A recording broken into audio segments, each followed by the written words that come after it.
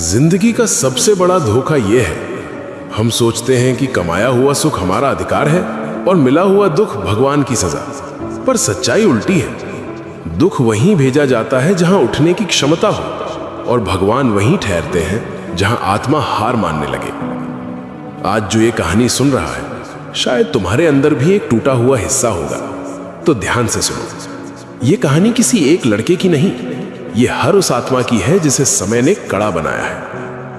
एक लड़का, मेहनती, सरल, श्रद्धावान, पर किस्मत ने उसे सिर्फ इंतजार दिया और लोग ठहाके।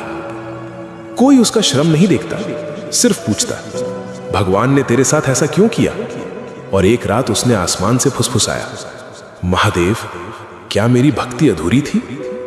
जवाब फिर भी खामोशी। पर वही खामोशी उसके भीतर एक नई चीख जगा रही थी, एक बदलाव की आग।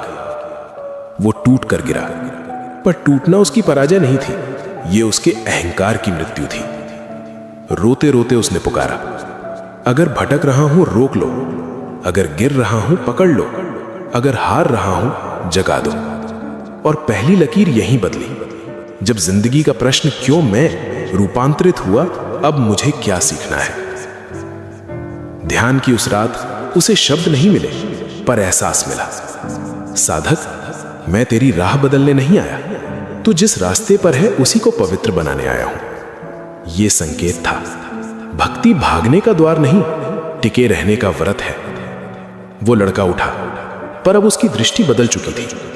दुनिया जख्म दिखाती रही और वो अपने घावों में दीक्षा खोजने लगा। जिंदगी की असली चाल यही है, दुख मार्ग बदल देते हैं और भक्ति लक्ष्य। महादेव चमत्कार नहीं करते, वो इंसान के भीतर से पशु को हटाकर साधक पैदा करते हैं।